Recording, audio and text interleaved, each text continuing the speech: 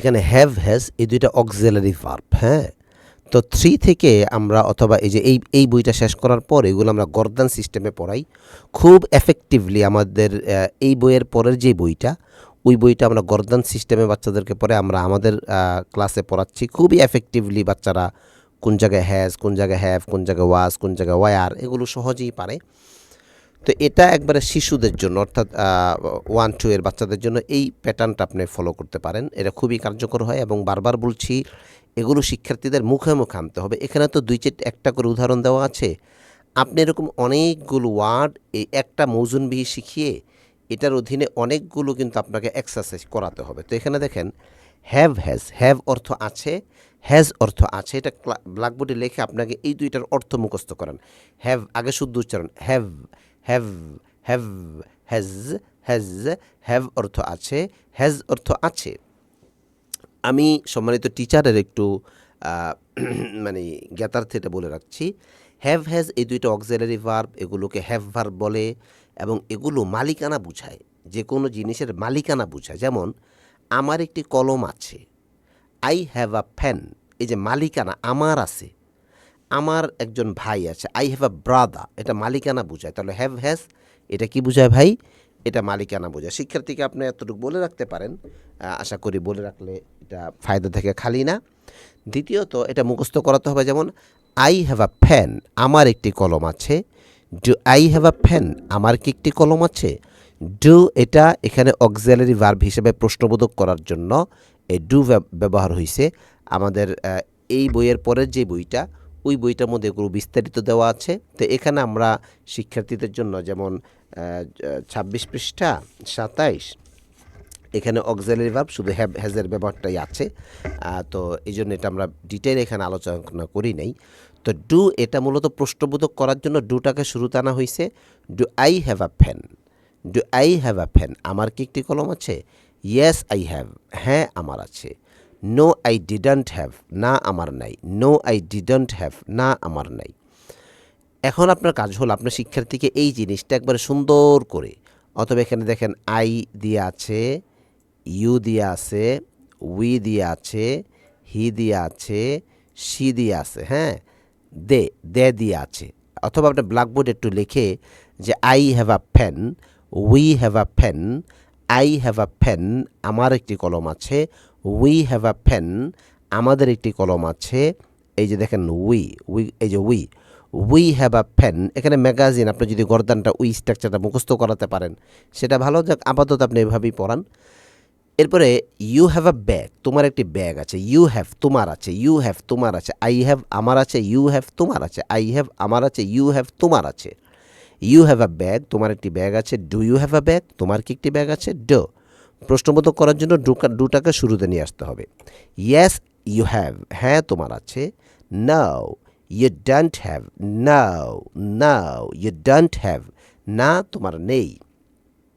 We have আমাদের আছে, তাহলে আই হ্যাভ আমার আছে, ইউ হ্যাভ তোমার আছে, উই হ্যাভ আমাদের আছে। এভাবে পড়িয়ে রাখলে নেক্সট ক্লাসে শিক্ষার্থীদের জন্য এগুলো খুবই ইজি হয়ে যাবে। তো উই হ্যাভ আমাদের আছে, উই হ্যাভ আমাদের আছে। উই হ্যাভ আ ম্যাগাজিন, আমাদের একটি পত্রিকা আছে।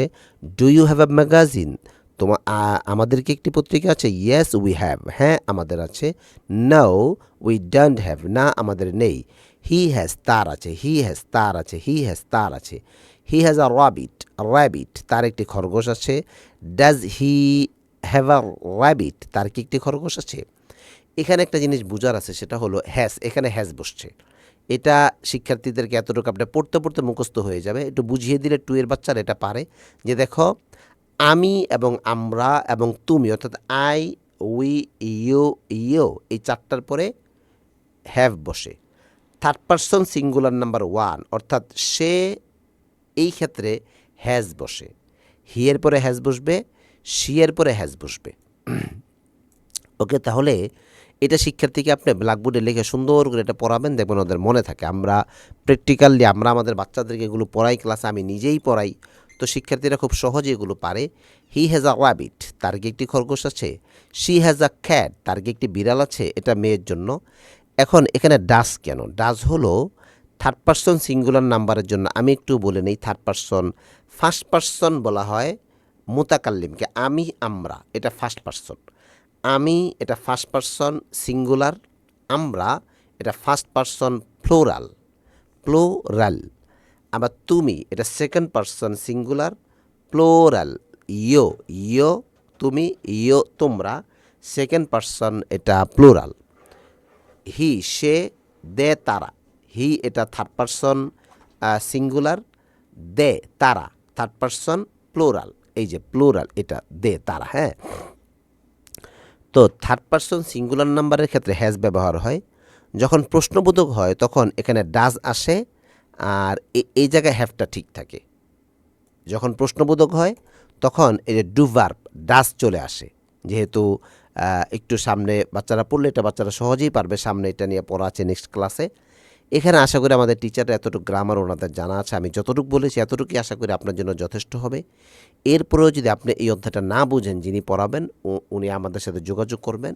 আমাদের নাম্বার 01924520317, এই নাম্বারে যোগাযোগ করলে আমি আপনাকে আরও বিস্তারিত আমি বলি বা যে বলে আমাদের টিচাররা বলে দিবেন ইনশাআল্লাহ। Does he have a rabbit, তার কি একটি খরগোশ আছে? Yes he has.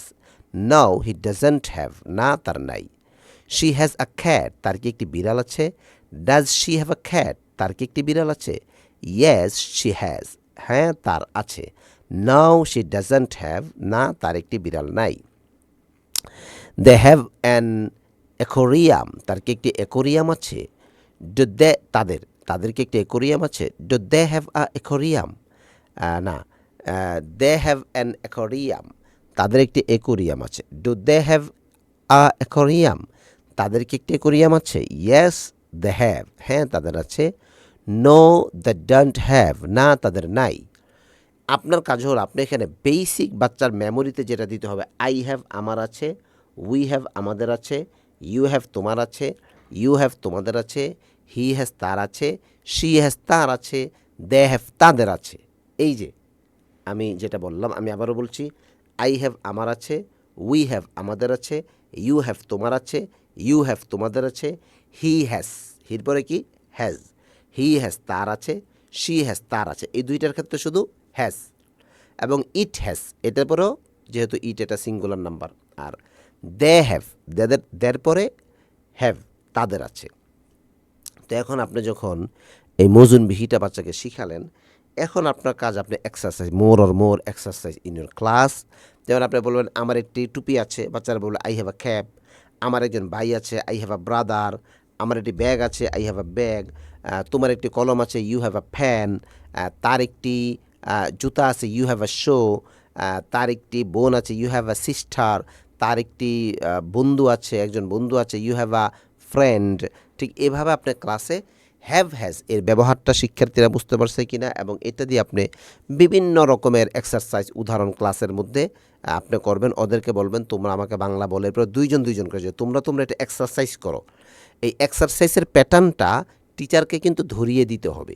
এভাবে যদি আপনি পড়ান, এই হ্যাভ হ্যাজের ব্যবহার বাচ্চারা খুব সহজেই পারবে, এবং উপরের ক্লাসে গিয়ে এটা তাদের জন্য সহজ হবে। এবং আমাদের এই বইয়ের নেক্সট বই, যেই বই, ওই বইয়ের মধ্যে আমরা এটা তো ওদের বয়সের উপযোগী করে ছাপা, মানে এই স্ট্রাকচারটা এখানে তৈরি করা হয়েছে। তাহলে এই চ্যাপ্টারের পরে দেখেন এখানে হো, এটা একটা ডাব্লিউএইচ কোশ্চেন, হো এবং হোয়াট। অর্থাৎ এই বইয়ের মধ্যে একটা বাচ্চাকে প্রত্যেকটা চ্যাপ্টার, প্রত্যেকটা পার্ট, প্রত্যেকটা প্রশ্নের গাঁথনি কিন্তু তার মেমোরিতে দিয়ে দেওয়া হচ্ছে, হ্যাঁ। তো কিছু সে যখন এই বইয়ের পরের বইটা পড়বে তখন পানির মতো তার কাছে ইংরেজি ভাষাটা মনে হবে। আপনি যদি আমাদের এই ফুল এই অর্থাৎ স্পোকেনে যে আমাদের মেথডটা, এটা যদি আপনি প্রতিষ্ঠানে অ্যাপ্লাই করেন, দেখবেন এভাবেই আপনার প্রতিষ্ঠানে এগিয়ে যাবে। হু হ্যাজ আ ফ্যান, তার কাছে একটি কলম আছে। কার কাছে?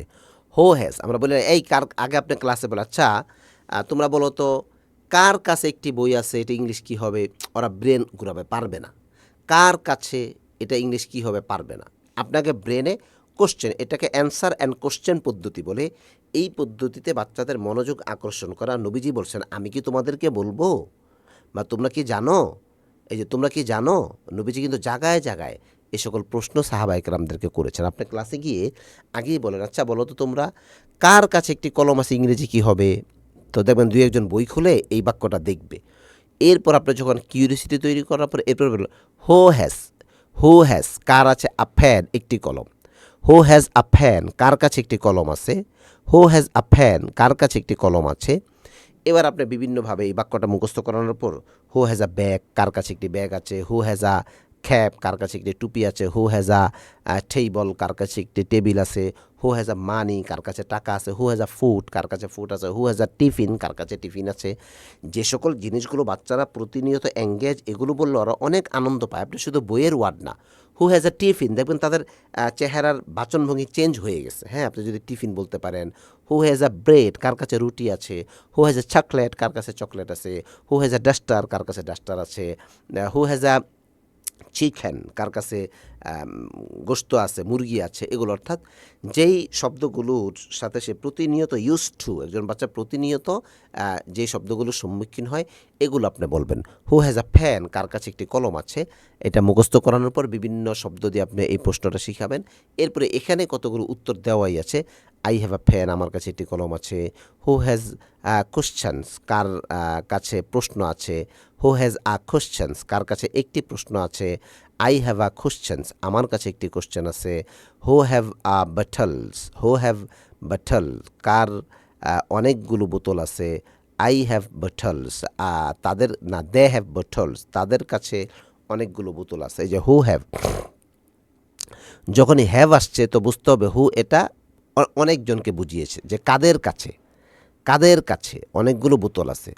হু হ্যাভ বাটলস কাদের কাছে অনেকগুলো বোতল আছে। তারপরে হু হ্যাজ আ কম্পিউটার কার কাছে একটি কম্পিউটার আছে, হি হ্যাজ আ কম্পিউটার তার কাছে একটি কম্পিউটার আছে, হু হ্যাজ অ্যান আমব্রেলা কার কাছে একটি ছাতা আছে, শি হ্যাজ অ্যান আমব্রেলা তার কাছে একটি ছাতা আছে, হু হ্যাজ আ টুথ কার কাছে একটি দাঁত আছে, rat has a tooth, rat rat rat has a tooth ইঁদুরের কাছে একটি দাঁত আছে।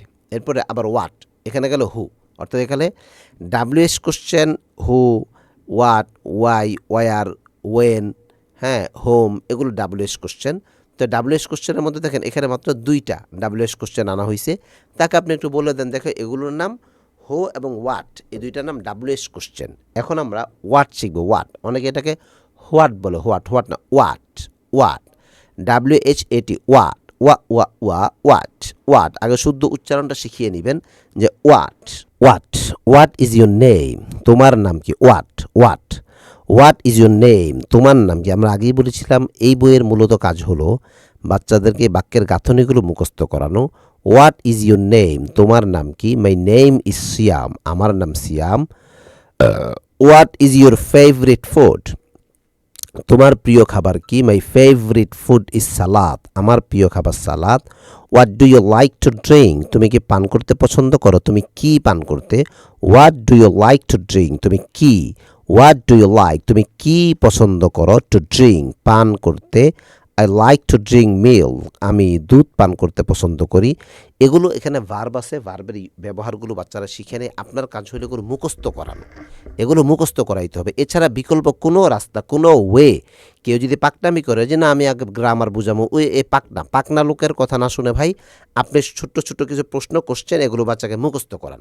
What do you like to drink তুমি কি পান করতে পছন্দ করো, I like to drink milk.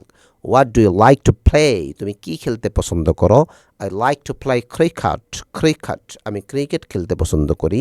What is your favourite animal তোমার প্রিয় প্রাণী কোনটি, what is your favourite animal তোমার প্রিয় অ্যানিমাল, অ্যানিমাল অ্যানিমেল না অ্যানিমাল, তোমার প্রিয় প্রাণী কোনটি, my favourite animal is cat আমার প্রিয় প্রাণী বিড়াল।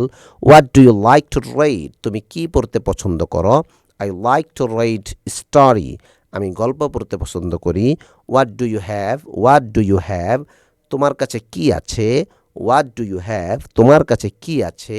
আই হ্যাভ আ বল আমার কাছে একটি বল আছে। হোয়াট ডু ইউ সি তুমি কি দেখো, আই সি আ ফিশ আমি একটি মাছ দেখি। তাহলে এখানে কতগুলো কোশ্চেন, এতগুলো কোশ্চেন যদি আপনি শিক্ষার্থীকে মুখস্থ করান এবং একটার ওজন একটা মুখস্থ করে ফেললে কিন্তু বাকিগুলো সে এভাবেই পারবে। তো আপনি এটা মুখস্থ করে দুইজনকে একটা কথোপকথন যে ওই 5টা প্রশ্ন করবে, সে 5টা অ্যান্সার করবে। এভাবেই কিন্তু এটা আপনি প্রদর্শনী করাতে পারেন। এভাবেই কিন্তু মানুষ মনে করে যে এই প্রতিষ্ঠানটা শিক্ষার্থীদের ইংরেজি লেভেল খুব ভালো। আর এটা আসলেই ভালোর একটা প্রমাণ। একটা প্রতিষ্ঠানে এগুলো শিখায় না, কিন্তু আপনি শিখাচ্ছেন, তাহলে আপনি শিক্ষক হিসেবে আপনার টিচিং মেথড, টিচিং লেভেল এটা অনেক অ্যাডভান্স লেভেলে চলে যাবে। তা আপনি একটু কষ্ট করে ভাই পড়াবেনই, যেহেতু একটু হক আদায় করে পড়ালে সুন্দর হইলে দেখবেন আপনার গ্রান ছড়াবে, আপনার সুনাম হবে ইনশাল্লাহ। সে এখানে দেয়ার ইজ দেয়ার আর, এই দেয়ার ইজ দেয়ার আর এটা, এই দেয়ারটা ব্যবহার হয় কোনো জায়গায় কোনো কিছু আছে এটা বোঝানোর জন্য দেয়ার দিয়ে শুরু। যেমন আমার একটি বই আছে, আই হ্যাভ আ ফ্যান। আমি যদি বলি টেবিলের উপর একটি বই আছে, তখন কি হবে? এটা শুরুটা হবে দেয়ার দিয়ে। এটা টিচারদের বোঝানোর জন্য বলছি। এটা এই দেয়ার, দেয়ার ইজ দেয়ার আর, এই দুইটা ব্যবহার হয়, মানে এই দেয়ার দিয়ে ব্যবহার, বাক্যের শুরু দেয়ার দিয়ে তখন হয় যখন কোনো জিনিস কোনো জায়গায় আছে বোঝানোর অর্থে ব্যবহৃত হয়। যেমন আরেকটা জিনিস খেয়াল রাখতে হবে, যে জিনিসটা আছে অর্থাৎ যেটা সাবজেক্ট, যেটা আছে বুঝাবে, সরি সাবজেক্ট না তো, যেটা অবজেক্ট, যেটা আছে বুঝাবে, ওই জিনিসটা যদি একবচন হয় তাহলে দেয়ার ইজ হয়, আর যেটা আছে এটা যদি অনেকগুলো হয়, বহুবচন হয়, তাহলে দেয়ার আর হয়। Simple grammar. এতটুকু গ্রামার আপনিও মনে রাখবেন, শিক্ষার্থীদেরকে আপনি এতটুকু বলেও দিতে পারেন, এবং বলে দেওয়াটাই উচিত আমি মনে করি। There is a cat in the yard, there is a cat in the yard, yard উঠান, উঠানে একটি বিড়াল আছে। এই যে উঠানে একটি বিড়াল আছে, তাহলে দেয়ার ইজ অর্থই আছে। দেয়ার ইজ অর্থ কি ভাই? আছে। তো দেয়ার ইজ কখন ব্যবহার হয়? যখন কোনো জায়গায় কোনো কিছু আছে বুঝায়। ওই যে উঠানে আছে, তো দেয়ার ইজ আ খ্যাট। এরপরে there is a book on the table, টেবিলের উপর একটি বই আছে। There is a toy under the bed, বিছানার নিচে একটি খেলনা আছে। There is a rainbow in the sky, আকাশে একটি রংধনু আছে। There is a flower in the garden, বাগানে একটি কি আছে?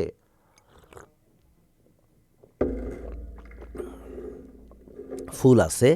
There is a two birds, there এই যে দেয়ার, এখানে আর আসছে, এখানে টু বার্ডস চলে আসছে, দুইটা পাখি। There are two birds in the tree, গাছে দুইটি পাখি আছে। There are many stars, stars in the sky, stars আকাশে অনেকগুলো তারা আছে। এখানে আর কেন? ওই যে there are, there, there are many star, many অনেকগুলো তারা, এই অনেকগুলো তারা এটা যেহেতু বহুবচন এই কারণে আর আসছে, আর একটি বিড়াল এটা যেহেতু একবচন এই কারণে ইজ আসছে। হ্যাঁ, there are three apples in the basket, ঝুড়িতে 3টে আপেল আছে। There are 10 fish in the pond, পুকুরে 10টি মাছ আছে। There are 5 kids in the park, পার্কে এই কি বলে 10টি 5 কিডস, 5টি শিশু আছে। এখন আপনি দেয়ার ইজ দেয়ার আর দিয়ে আরও বাক্য, যে ব্যাগে একটি বই আছে, there R a book in the bag, কি বলে বাবা ঘরে আছে, my father is at the home, এটা তো হয়ে গেল, সমস্যা নাই। এরপরে পাকঘরে মাছ আছে। There is a fish in the kitchen, এরপরে ব্যাগটি ব্যাগ ব্যাগ একটি ব্যাগ ঘরের ভিতরে আছে। There is a bag in the house, এরকমভাবে বাচ্চাদেরকে আপনি এই দেয়ার ইজ দেয়ার আর এটা দিয়ে এক্সারসাইজ করাবেন। এগুলো কিন্তু এক একটা বাক্যের গাঁথনি বাচ্চাদেরকে শিখিয়ে দেওয়া হচ্ছে, আপনি একবারে ঠুটস্থ করিয়ে ফেলবেন। এরপরে বিভিন্ন এক্সারসাইজ এই বাক্যগুলো দিয়ে বাচ্চাদেরকে করাবেন। এরপরে আরেকটা ডাব্লিউএস কোশ্চেন এখানে, এখন কোথায়, ওয়ার অর্থ কোথায়, ওয়ার অর্থ কোথায়, ওয়ার, ওয়ার হয়ার না, এটাকে অনেকে হয়ার বলে, হয়ার না, ওয়ার, ওয়াট এবং ওয়ার, ওয়াট এবং ওয়ার। আবার এটা কিন্তু হু, এটা কিন্তু হু, এটা আবার উ না, এটা হু, এটা হু, কিন্তু এটা হবে ওয়াট, এটা হবে দেয়ার, আর এটা হবে where. Where is the cat, বিড়ালটি কোথায় আছে? The cat is under the table, বিড়ালটি টেবিলের নিচে আছে। আচ্ছা, যখন এই প্রশ্ন করলো দ্য ক্যাট, বিড়ালটি, এটা হলো সাবজেক্ট, এটা মুক্তাদা। ওয়ার ইজ ইউর রুলার, তোমার রুলারটি কোথায় আছে? My ruler is in my bag, আমার স্কেলটি আমার ব্যাগের ভিতরে আছে। ওয়ার ইজ দ্য বুক, বইটি কোথায় আছে? The book is on the shelf, বইটি তাকে আছে। ওয়ার ইজ ইউর মম, তোমার মা কোথায় আছে? My mom is in the chicken, আমার মা চিকেনে আছে, রান্নাঘরে আছে। Where is the kitchen, kitchen, kitchen. Where is your mom, তোমার মা কোথায় আছে? My mom is in the kitchen, আমার মা রান্নাঘরে আছে। ওয়ার ইজ দ্য শপ, দোকানটি কোথায় আছে? The shop is near home, দোকানটি বাড়ির কাছেই আছে। ওয়ার ইজ মাই হাউস, আমার জুতাগুলো কোথায় আছে? Your shoes, where is my shoes, my shoes, আমার জুতাগুলো কোথায় আছে? Your shoes are under the bed, তোমার জুতাগুলো বিছানার নিচে আছে। ওয়ার আর দ্য টয়েস, খেলনাগুলো কোথায় আছে? The toys are in the box, খেলনাগুলো বক্সে আছে। হুমায়ুন সাহেব রাখবেন। তো এভাবে আপনার কাজ হলো এই যে ওয়ার দিয়ে আপনি শিক্ষার্থীদেরকে অনেকগুলো exercise, where is the cat, এবার আপনি বলেন ওয়ার ইজ ইউর ব্যাগ, তোমার ব্যাগ কোথায় আছে? ওয়ার ইজ ইউর ব্রাদার, তোমার ভাই কোথায় আছে? ওয়ার আর দ্য বার্ডস, পাখিগুলো কোথায়? The birds R in the tree, পাখিগুলো গাছে। ওয়ার, তাহলে এই যে ওয়ার দিয়ে আপনি অনেক exercise, where is your book, where is your book, তোমার বইটি কোথায়? একটা বাচ্চা বই নেই, বাস ওয়ার ইজ ইউর বুক, তোমার বই কোথায়? কলম নাই, ওয়ার ইজ ইউর ফ্যান, তোমার কলম কোথায়?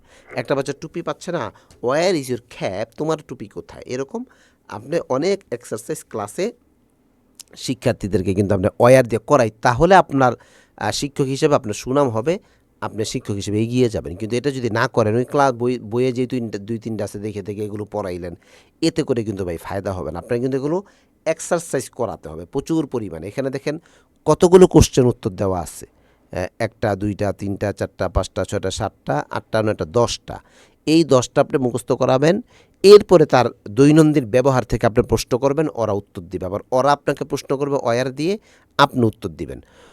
ওয়ার, তাহলে আপনারও শিক্ষক কোয়ালিটি এটা বেড়ে যাবে। ওয়ার আর দ্য মাউন্টেইন অর্থ পাহাড়, পাহাড়গুলো কোথায় আছে? দ্য মাউন্টেইনস আর দেয়ার, পাহাড়গুলো ওখানে। ওয়ার আর ইউর ফ্রেন্ডস, তোমার বন্ধু কোথায়? My friends are in the classroom, আমার বন্ধু ক্লাসরুমে। এখানে আমরা এগুলোর ইংলিশ উচ্চারণ দিছি, নেক্সট টাইম থেকে হয়তো আমরা এগুলো দিব না, এগুলো না দিলে ভালো হয়, শিক্ষার্থীদের জন্য ভালো হয়। তো এই লেসনটা আশা করি আমরা ওয়ার, এটা ডাব্লিউএস কোশ্চেনের একটা কোশ্চেন বাচ্চাদেরকে শেখানোর উদ্দেশ্য, এবং এটা দিয়ে ওয়ার সে কোথায় আছে, হ্যাঁ, এটা ওয়ার অর্থ কোথায়। আগে আপনি ব্ল্যাকবোর্ডে ওয়ার অর্থ কোথায়, ওয়ার অর্থ কোথায়, ওয়ার অর্থ কোথায়, ওয়ার অর্থ কোথায়, ওয়ার ইজ কোথায়, ওয়ার ইজ কোথায়, ওয়ার ইজ কোথায়, ওয়ার ইজ কোথায়, ওয়ার ইজ দ্য ক্যাট, বিড়ালটি কোথায়, ওয়ার ইজ, ব্ল্যাকবোর্ডে লিখবেন ওয়ার ইজ, তারপরে একটা শূন্যস্থান রাখবেন। এবারকার তুমি যেটার প্রশ্ন করতে চাও এটা খালি শূন্যস্থানে বসাইবা। ওয়ার ইজ দ্য ক্যাট, বিড়ালটি কোথায়? এবার বই, ওয়ার ইজ দ্য বুক, বইটি কোথায়? এবার bag, where is the bag, ব্যাগটি কোথায়? আল্লাহ হাকাজাল কেয়াস, এভাবে আপনি এটা শেষ করবেন। এরপরে দেখেন দোজ এবং দ্যাস এবং দোষ, দিস, দ্যাস এবং দোষ অর্থ এইগুলো, এগুলোকে ডেমনস্ট্রাটিভ প্রোনাউন বলে, ডেমনস্ট্রাটিভ প্রোনাউন। দিস, দ্যাট, তো দিসের বহুবচন দ্যাস এবং দ্যাটের বহুবচন দোষ। হ্যাঁ, তাহলে that's are my crayons, crayons, রং পেন্সিল, এটা ক্রেয়ন্স হবে, হ্যাঁ, সুন্দর করে উচ্চারণটা এমন হয়। তো এগুলো আমার রং pencil, my. These are my shoes, এগুলো আমার জুতা। দ্যাস আর ইউর স্যান্ডেলস, এগুলো তোমার sandal. These are his eyes, এগুলো তার চোখ। দ্যাস আর দেয়ার ফ্রুটস, এগুলো তার ফল। দোস আর মাই ফ্রেন্ডস, এগুলো আমার বন্ধু বা এরা আমার বন্ধু, দূরে বোঝানোর জন্য দোস। দোস আর 5 ব্যানানাস, এগুলো 5টা কলা, ওইগুলো 5টা কলা। দোস আর রেড ফ্লাওয়ার্স, ওগুলো লাল ফুল। দোস আর সুইট গার্লস, ওগুলো মিষ্টি মেয়ে। দোস আর নিউ হোমস, ওগুলো নতুন বাড়ি, দোজ আর নিউ হোমস, ওগুলো নতুন বাড়ি। তো এখানে দেশ এবং দোষ এই দুইটা এই ব্যবহার শিক্ষার্থীদেরকে শেখানোর উদ্দেশ্য। হ্যাঁ, সামনে যান ভাই।